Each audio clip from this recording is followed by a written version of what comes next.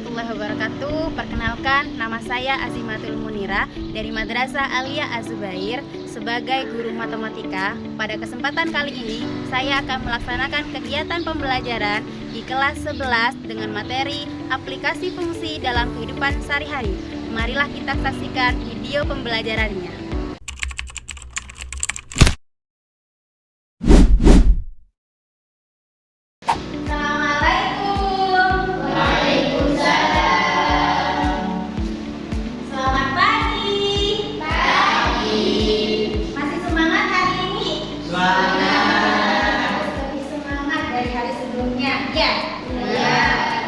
Biar lebih semangat lagi, Ibu minta satu orang untuk memimpin doa sebelum kita belajar. Silakan, Robi. Bismillahirrahmanirrahim. Sebelum kita mulai pelajaran, marilah kita berdoa bersama-sama. Doa dimulai. Bismillahirrahmanirrahim.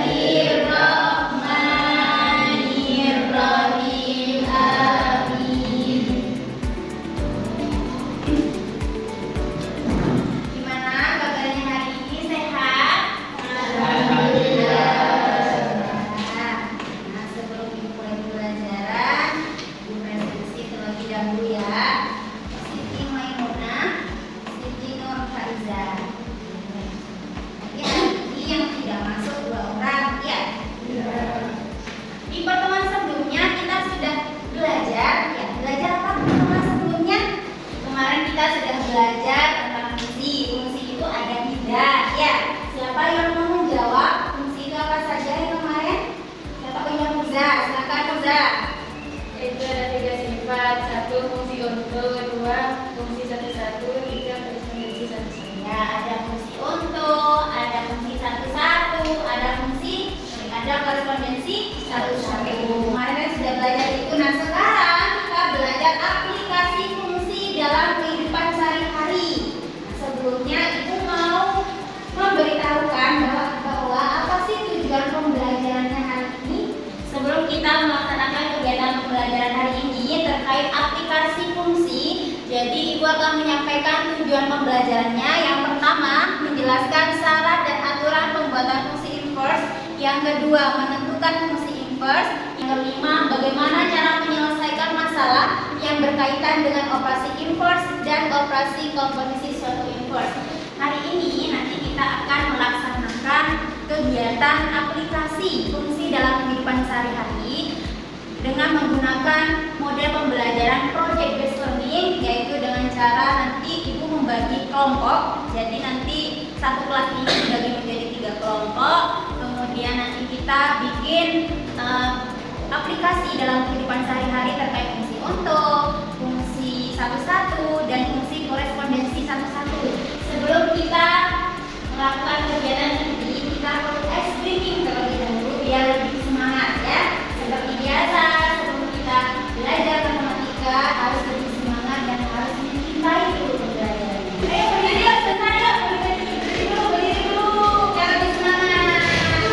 Semangat, berdiri. Ya, kita mulai. Kamu cinta, Kita kecil, kita sedang, kita besar.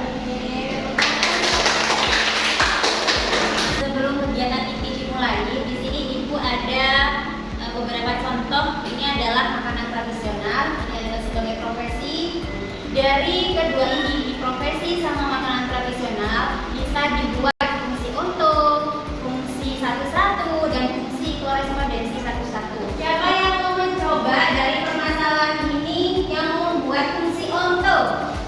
Ya, Pak Iza. Ayo Pak Iza, silakan dicoba di papan Pak Iza.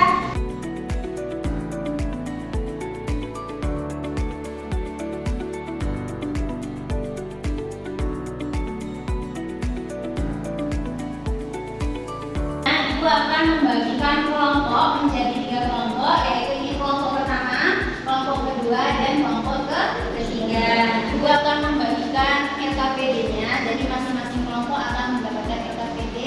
Silakan nanti diskusikan, dibaca petunjuknya, kemudian nanti siswa masing-masing kelompok mengambil sesuai kreativitasnya.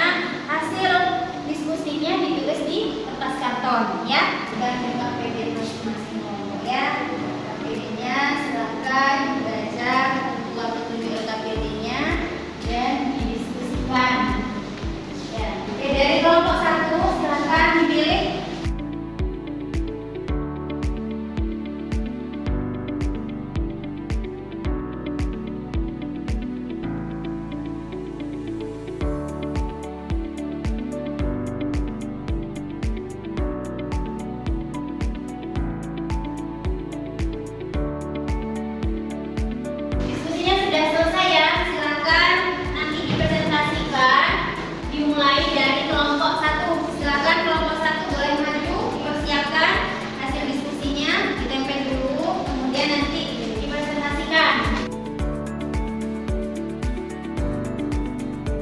Assalamualaikum warahmatullahi wabarakatuh. Kami dari kelompok 1 ingin mempresentasikan hasil diskusi kami. Yang pertama itu di sini ada fungsi untuk. Nah, apa itu fungsi untuk? Fungsi untuk itu adalah fungsi yang mana anggota B harus mempunyai pasangan terhadap anggota A. Nah, ini coba lihat sendiri teman-teman, di sini anggota B ada dadar gulung, ada kue klepon, ada putu ayu. Yang mana dadar gulung mempunyai pasangan ini kepada apa? Seniman, ya. Yang kue punya pasangan kepada polisi, yang putri ayu punya pasangan terhadap petani. Jadi seperti inilah fungsi untuk, ya. Gimana, bisa dipahami ya? Mungkin ada pertanyaan dari kalian semua. Ya, silakan Mbak Faiz.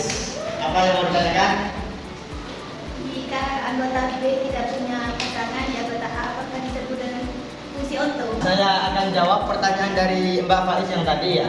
Pertanyaannya, apabila anggota B tidak mempunyai pasangan, apakah disebut fungsi untuk? Nah, jawabannya tidak. Itu tidak termasuk fungsi untuk, karena syaratnya fungsi untuk itu harus mempunyai pasangan terhadap anggota A. Jadi anggota B yang di sini harus mempunyai pasangan terhadap anggota A.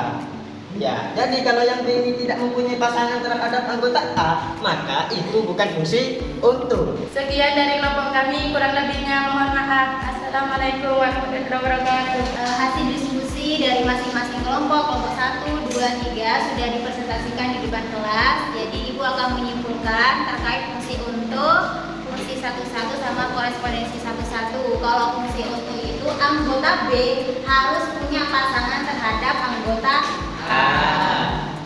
Nah, kalau misalnya anggota B-nya tidak punya pasangan, berarti tidak disebut dengan fungsi untuk. Kalau fungsi 1-1, anggota B harus punya pasangan dan harus tepat 1. Kalau korespondensi 1-1 harus bersifat keduanya, yaitu anggota B-nya harus punya pasangan dan tepat 1.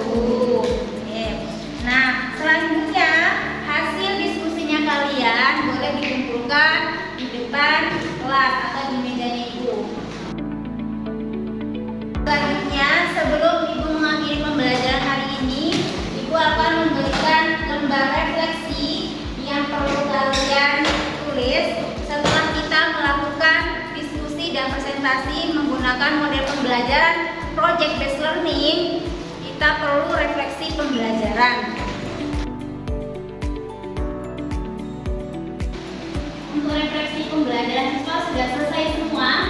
Sudah. Oke, dan Ibu minta Mas untuk mengambilkan lembar refleksi siswanya, teman-temannya.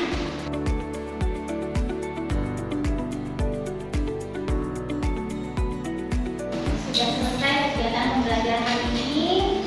Nanti kita ketemu di pertemuan selanjutnya. Kita akan belajar tentang materi komposisi